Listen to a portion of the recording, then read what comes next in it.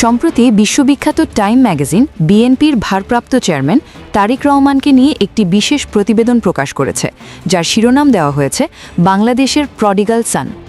BNP নেতারা হয়তো ভেবেছিলেন প্রডিগাল মানে দারুণ মেধাবী কিছু, তাই তারা খুশিতে গদগদ।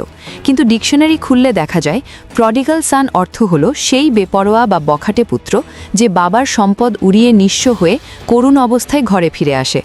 বিশ্ব মিডিয়া তাকে হিরো বানায়নি, বরং তাকে এমন এক পুত্র হিসেবে চিত্রিত করেছে যে নিজের দল এবং দেশের সম্পদ নষ্ট করেছে। শুধু শিরোনাম নয়, আর্টিকেলের ভেতরে তাকে সরাসরি খাম্বা তারেক বলে সম্বোধন করা হয়েছে। একটি আন্তর্জাতিক ম্যাগাজিন যখন একজন নেতাকে তার দেশের মানুষের দেওয়া নেতিবাচক তকমা বা গালি দিয়ে পরিচয় করিয়ে দেয়, তখন বুঝতে হবে আন্তর্জাতিক মহলে তার সম্মান আজ কতটা ত্বরান্বিত গিয়ে ঠেকেছে। তারেক রহমানকে বিদেশিরা কেন বিশ্বাস করে না, তার উত্তর লুকিয়ে আছে তার অতীত এবং বর্তমান কর্মকাণ্ডে। 17 বছর বিদেশে থেকেও তিনি দেশের খবর রাখেন না। তিনি ঘোষণা দিয়েছেন ক্ষমতায় গেলে কুমিল্লায় একটি ইপিজেড করবেন, অথচ কুমিল্লার মানুষ জানে 2000 সাল থেকেই সেখানে একটি ইপিজেড সফলভাবে চলছে। যে নেতা জানেন না দেশের কোথায় কি আছে, তিনি দেশ চালাবেন কিভাবে? একেই বলে থার্ড ক্লাস হোমওয়ার্ক। তার উপর 5 বছরে 50 কোটি গাছ লাগানোর অবাস্তব ঘোষণা কিংবা 20,000 কিলোমিটার খাল খননের কথা শুনে শিক্ষিত সমাজ আজ হাসাহাসি করছে। বিশেষজ্ঞরা বলছেন প্রতিদিন প্রায় 3.25 লাখ গাছ লাগানোর মতো জায়গা বা জনবল কোনোটাই সম্ভব নয়। এগুলো আসলে ভিশন নয়, বরং অবাস্তব হ্যালোসিনেশন। তার উপর তারেক রহমানের জমিদারি মানসিকতা তৃণমূলকেও বিষিয়ে তুলছে। ভাইরাল ভিডিওতে দেখা গেছে ছাত্রদলের কেন্দ্রীয় সভাপতিকে তিনি ফ্লোরে পায়ের কাছে বসিয়ে রেখেছেন। যে নেতা নিজ দলের শীর্ষ নেতাদেরই সম্মান দিতে পারেন না, তিনি সাধারণ জনগণের বন্ধু হবেন কিভাবে? এই অহংকারী ও সামন্তবাদী মানসিকতার কারণেই গত 1.5 বছরে বিএনপির হাতে 218 জন মানুষ খুনের শিকার হয়েছে বলে পরিসংখ্যান উঠে আসছে। অন্ধকারের পরেই যেমন আলো আসে, তারেক রহমানের বিপরীতে আজ জামায়াত আমির ডক্টর শফিকুর রহমানকে নিয়ে বিশ্ব মিডিয়া প্রশংসায় পঞ্চমুখ।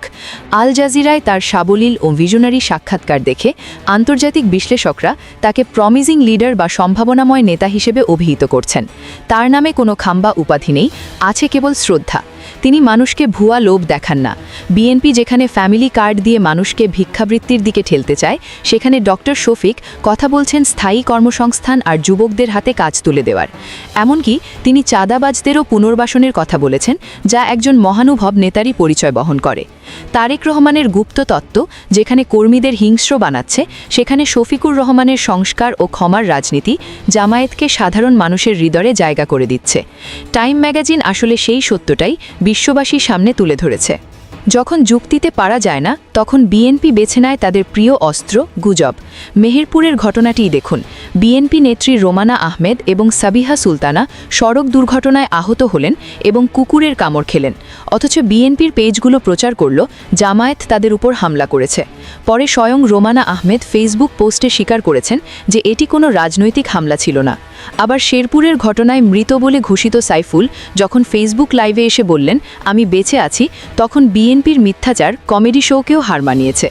টাঙ্গাইলে নিজেদের কর্মী দিয়ে টাকা বিলি করিয়ে জামায়াত প্রার্থীর নামে চালিয়ে দেওয়ার নাটকও জনগণের কাছে ধরা পড়ে গেছে। আসলে বিএনপির এই শিশুসুলভ এবং অগোছালো রাজনীতির মূলে রয়েছে নেতৃত্বের শিক্ষাগত যোগ্যতার অভাব। তারেক রহমানের ইন্টার পাস শিক্ষাগত যোগ্যতা এবং তার রাস্তার মোড়ের ছাপড়ি পলিটিক্স দলটিকে এক দেউলিয়া সংগঠনে পরিণত করেছে। তাদের কাছে কোনো উন্নয়নের ব্লুপ্রিন্ট নেই, তাই তারা বসে বসে স্ক্রিপ্ট লেখে কিভাবে দুর্ঘটনাকে হামলা আর জীবিত মানুষকে মৃত বানানো যায়। ডিজিটাল যুগে এই মিথ্যাচার বেশক্ষণ টেকে না। রোমানা আহমেদ আর সাইফুল রাই আজ বিএনপির আসল মুখোশ খুলে দিয়েছেন। জামায়াতকে এখন এই গুজবের জবাব দিতে হবে শক্তিশালী মিডিয়া নেটওয়ার্ক দিয়ে। 12ই ফেব্রুয়ারির নির্বাচনে জনগণ আর কোনো অব্যয়কারী পুত্রের হাতে দেশ তুলে দেবে না, বরং তারা ডক্টর শফিকুর রহমানের মতো একজন শিক্ষিত ও সুশৃঙ্খল সেবকের অপেক্ষায় রয়েছে। ভিডিওটি গুরুত্বপূর্ণ মনে হলে লাইক দিয়ে সবার কাছে পৌঁছে দিতে শেয়ার করুন এবং শেয়ার করে আমাদের পাশেই থাকুন। আপনার মূল্যবান মতামত কমেন্টে জানাতে ভুলবেন না। ধন্যবাদ।